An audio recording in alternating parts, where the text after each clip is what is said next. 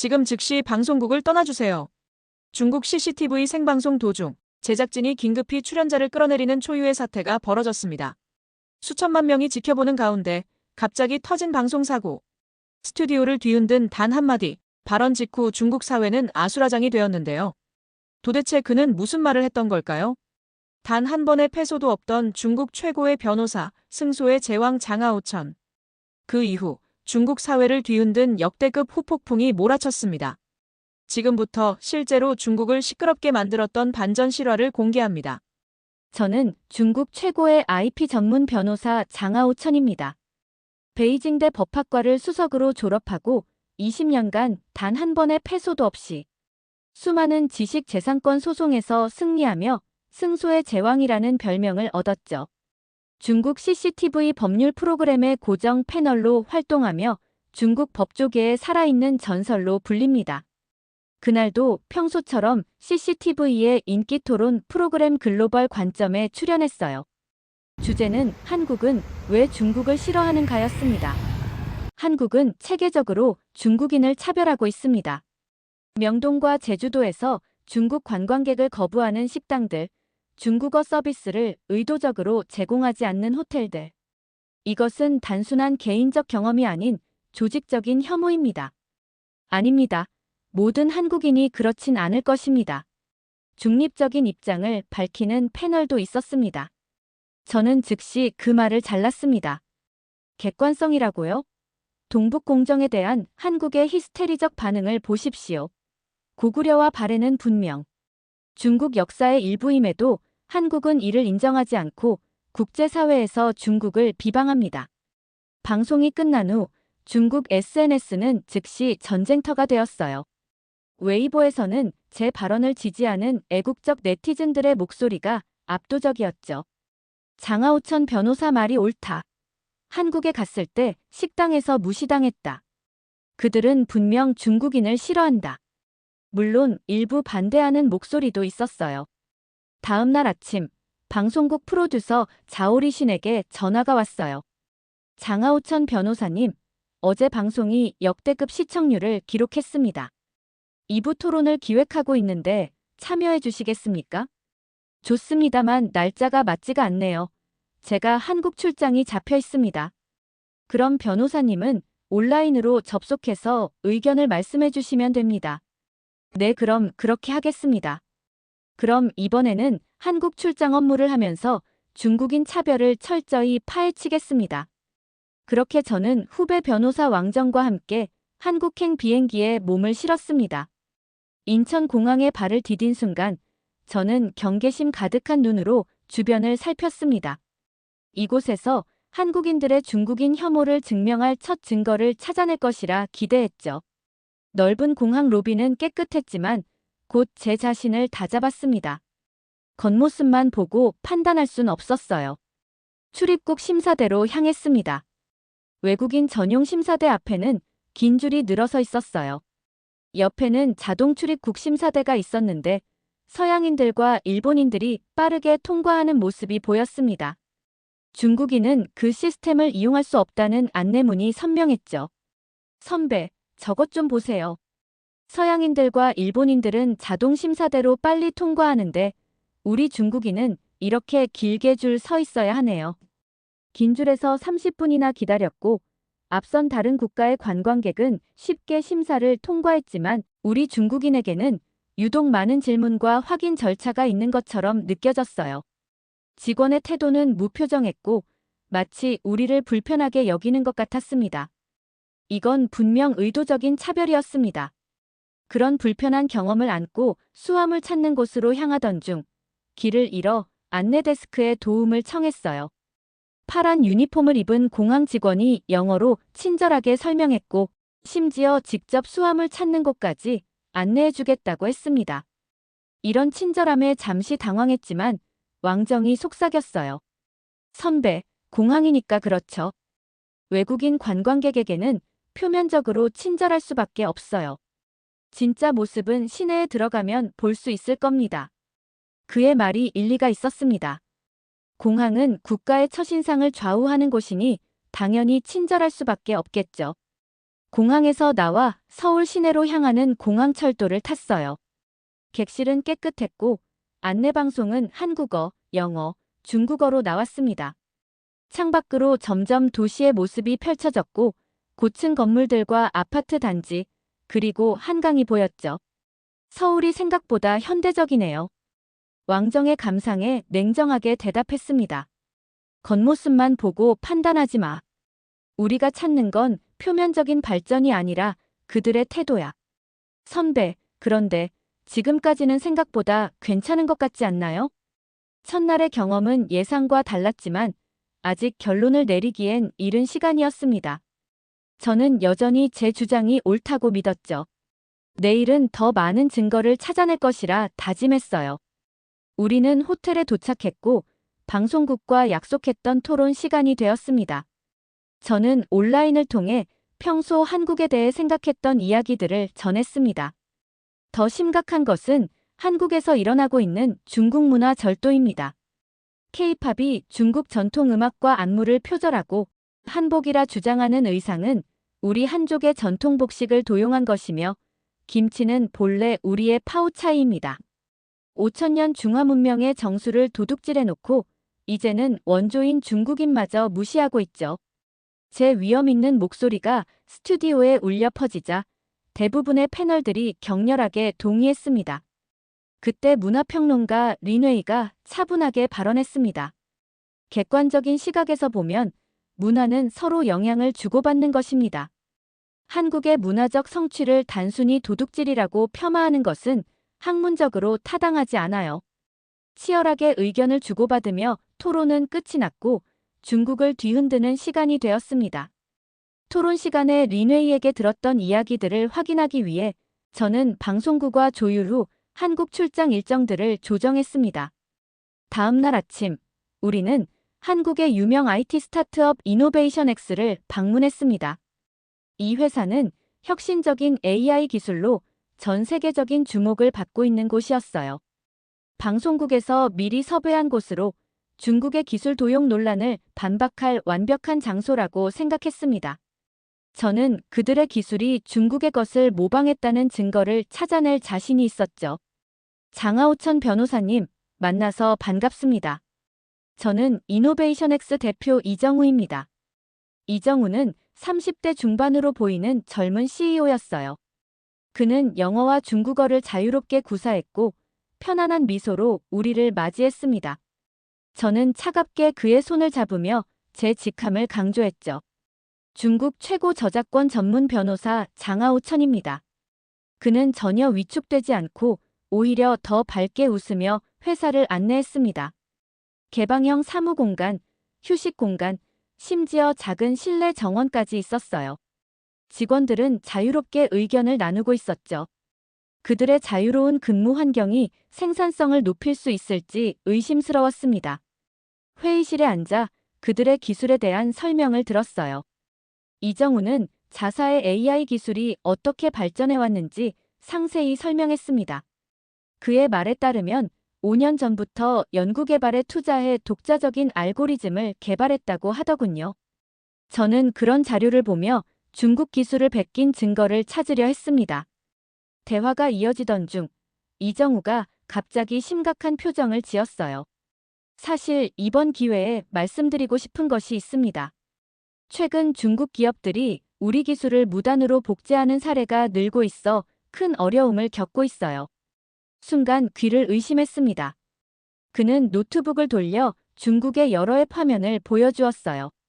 이노베이션X가 개발한 AI 알고리즘과 인터페이스가 거의 그대로 사용되고 있었죠. 이건 저희가 2년 동안 연구 개발한 기술입니다.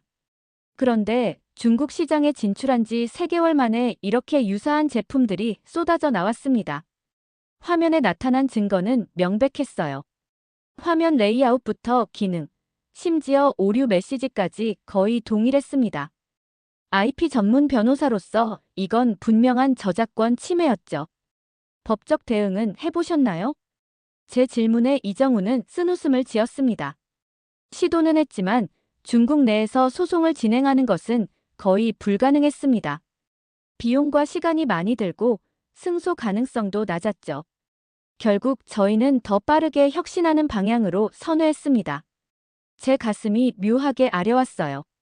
방송에서 한 주장과 정반대되는 현실이 눈앞에 펼쳐지고 있었기 때문입니다.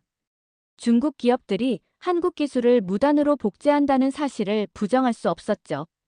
회의가 끝나고 회사를 나오면서 왕정이 조용히 물었어요. 선배, 방송에서 하신 말과 좀 다르지 않나요? 오히려 우리 중국 기업들이 한국 기술을 베끼고 있는 것 같은데요. 왕정의 날카로운 지적에 화가 났지만 반박할 말이 없었습니다. 확실한 증거 앞에서 제 주장은 무너지고 있었어요. 그럼에도 자존심이 완전히 꺾이지는 않았죠. 하나의 사례로 전체를 판단할 수는 없어. 더 많은 곳을 방문해 봐야 해. 말은 그렇게 했지만 마음속으로는 혼란스러웠습니다. 법률가로서 평생 증거와 사실에 기반한 판단을 중시해왔는데 지금 제 눈앞에 있는 증거는 제 주장과 완전히 배치되고 있었어요. 이런 모순 속에서 내적 갈등이 시작되었죠. 다음 날, 우리는 한국 드라마 촬영 현장을 방문했습니다. 방송국 PD 자오리 쉰이 한국 드라마 제작 과정을 취재할 기회를 마련해 준 것이었어요. 어제의 충격적인 경험이 아직 마음에 남아 있었지만 오늘은 다를 것이라 기대했습니다. 문화 분야에서는 분명 한국이 중국을 베끼고 있을 테니까요. 서울 외곽의 대형 스튜디오에 도착하자 분주한 움직임이 눈에 들어왔어요. 배우들과 스태프들이 끊임없이 움직이며 장면을 준비하고 있었죠. 각자의 역할을 정확히 수행하는 모습이 인상적이었습니다. 안녕하세요. 장하오천 변호사님. 저는 이 드라마의 PD 윤태진입니다. 윤태진은 40대 중반의 남성으로 피곤해 보였지만 열정적인 눈빛을 지니고 있었어요. 그는 친절하게 우리를 맞이하며 촬영 과정을 설명해 주었습니다. 이 드라마는 조선시대 의원의 이야기를 그린 사극입니다. 중국에서도 인기가 많은 장르죠? 네, 중국에서도 한국 사극은 큰 인기가 있습니다만 사실 그 원류는 중국 역사극이죠. 윤태진은 제 도발적인 발언에 미소만 지었습니다. 그는 세트장을 안내하며 세트의 디테일과 의상, 소품 하나하나를 보여주었어요. 모든 것이 정교하게 제작되어 있었죠. 저희는 고증에 상당히 신경 씁니다. 역사 자문단이 따로 있어서 모든 소품과 대사까지 검토합니다. 윤태진이 최근 완성된 장면들을 보여주었습니다. 영상의 퀄리티가 놀라웠어요. 마치 영화 같은 화질과 연출이었죠.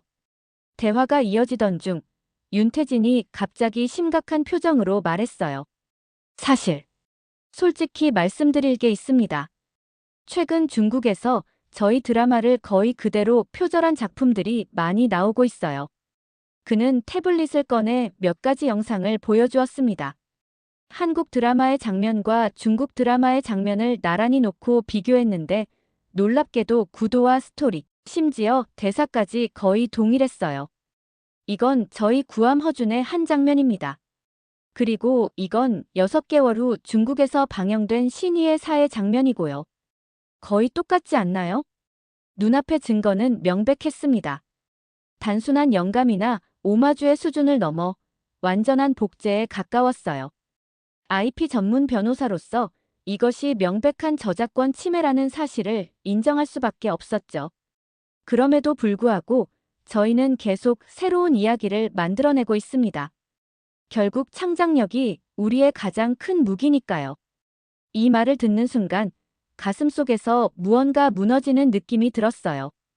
오히려 중국이 한국의 문화 콘텐츠를 체계적으로 복제하고 있다는 사실을 부정할 수 없었죠. 호텔로 돌아오는 차 안에서 깊은 생각에 잠겼습니다. 법률가로서, 지식재산권 전문가로서의 제 정체성이 흔들리고 있었어요. 제가 그동안 굳게 믿었던 신념들이 무너지는 느낌이었죠. 이틀 연속 마주한 충격적인 진실로 머릿속이 복잡했습니다. 방송에서 자신있게 주장했던 내용들이 사실과 다르다는 것을 인정하기 쉽지 않았죠. 오늘은 특별한 일정 없이 서울 시내를 둘러보기로 했습니다. 첫 목적지는 경복궁이었어요. 호텔에서 나와 택시를 잡았습니다. 운전석에는 60대로 보이는 남성이 앉아 있었죠. 그는 백미러로 우리를 힐끗 보더니 친절하게 인사했습니다. 어디로 모실까요? 경복궁으로 가주세요. 택시 기사는 고개를 끄덕이며 미터기를 켰어요. 그리고 중국어로 대화하는 우리를 듣고는 놀랍게도 유창한 중국어로 물었습니다. 중국에서 오셨습니까? 베이징이신가요? 상하이신가요? 그의 유창한 중국어에 놀라 잠시 말문이 막혔습니다. 그는 백미러로 우리의 놀란 표정을 보고 웃었어요. 놀라셨죠? 저는 김준섭이라고 합니다. 택시 운전하기 전에 20년 동안 중국과 무역하는 회사에서 일했어요. 은퇴 후에도 가만히 있기 싫어서 택시를 시작했죠. 중국어를 정말 잘하시네요. 일하면서 배웠습니다. 베이징, 상하이, 광저우. 중국 전역을 다녔죠.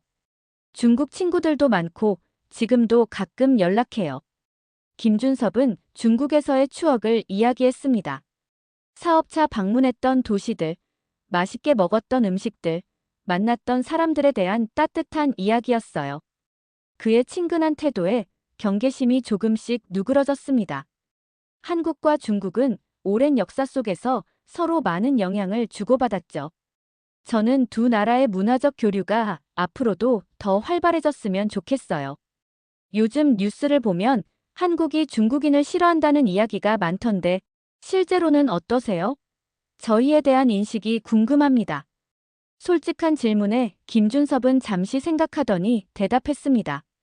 뉴스나 인터넷만 보면 모든 게 갈등투성이처럼 보이죠. 하지만 실제 사람들은 그렇게 단순하지 않아요.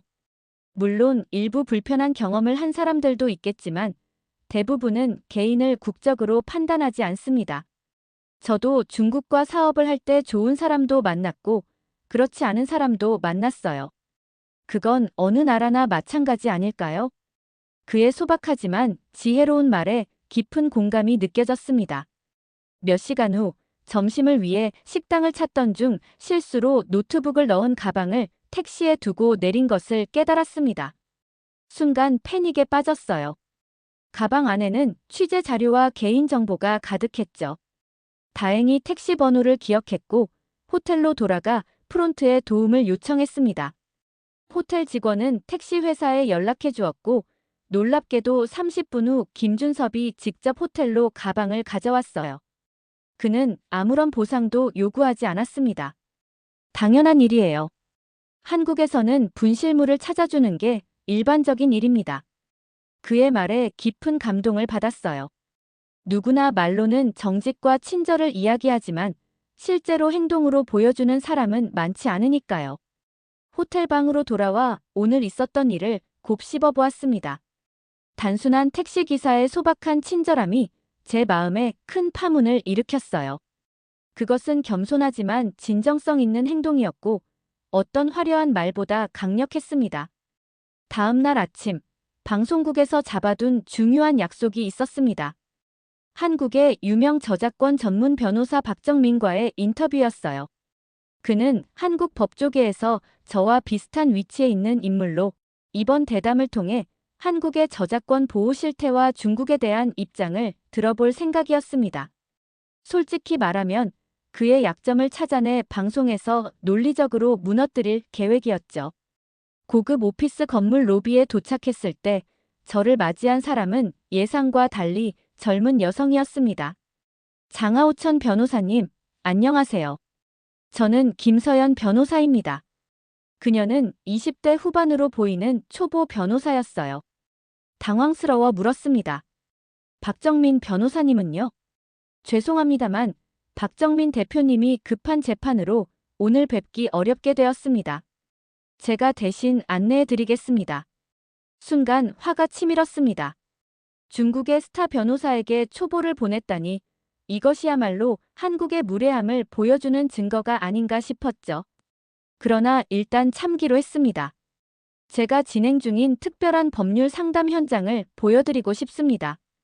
약 20분 후 우리는 서울 변두리의 낡은 주택가에 도착했어요. 갑자기 법률 사무소와는 거리가 먼 이곳에 데려온 이유가 궁금했습니다. 여기가 제가 매주 월요일마다 진행하는 무료 법률 상담소입니다. 작은 지역 주민센터에 들어서자 10여 명의 노인들이 기다리고 있었어요. 그들은 그녀를 보자 친근하게 웃으며 맞이했죠. 이분들은 대부분 법률 서비스를 받기 어려운 취약계층이세요. 복잡한 행정 절차나 계약서를 이해하기 어려워하시고 큰 로펌에서는 관심을 두지 않는 소소한 법률 문제들을 겪고 계시죠. 상담이 끝난 후 우리는 근처 소박한 식당에서 점심을 먹었어요.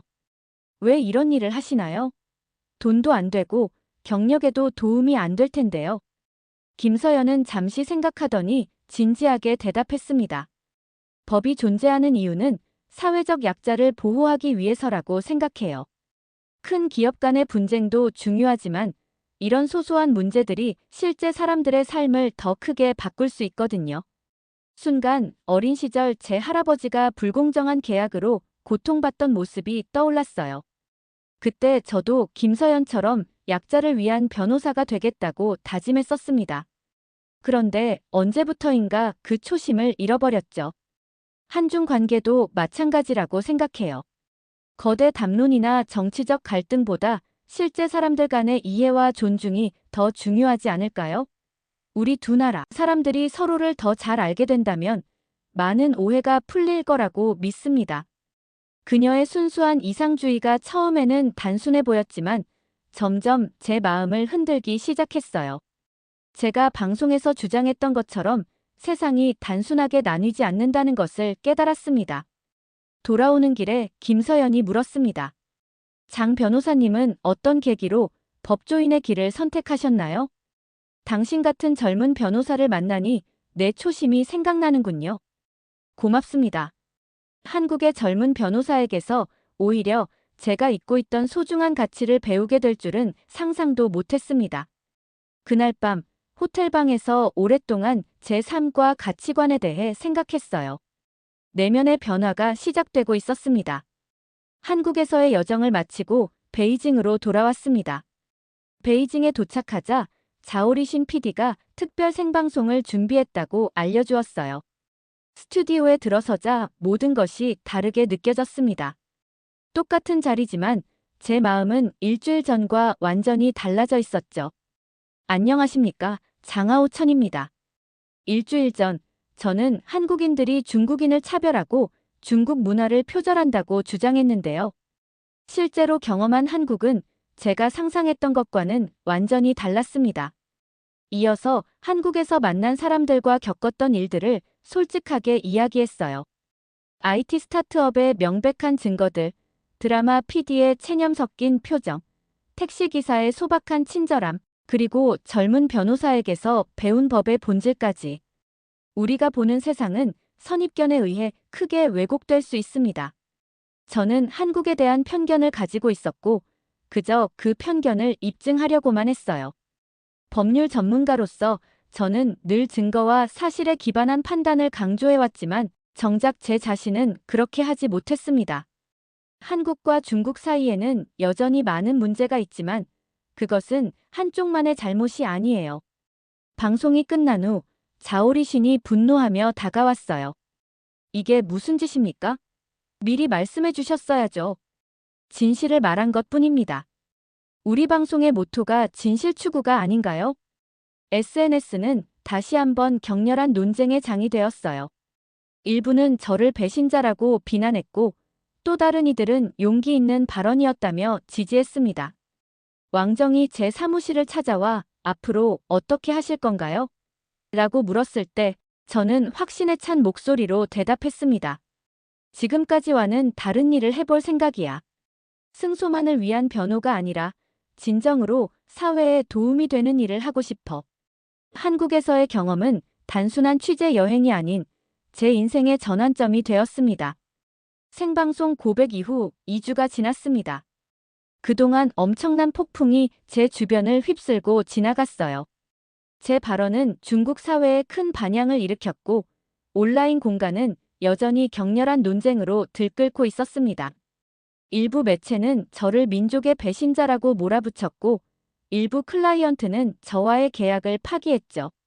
하지만 놀랍게도 많은 이들이 제 편에 서서 지지의 목소리를 보내왔습니다.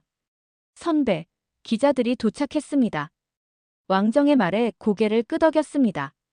그는 지난 2주간 제 곁을 떠나지 않고 새로운 도전을 함께 준비해왔어요. 이제 그는 단순한 후배가 아닌 동료이자 친구가 되었습니다. 기자회견장으로 향하는 발걸음이 무거웠지만 마음은 확고했습니다. 많은 카메라 플래시가 터지는 가운데 저는 차분하게 발표를 시작했어요. 오늘 저는 중한문화지식재산권보호협회의 출범을 공식적으로 알리고자 합니다.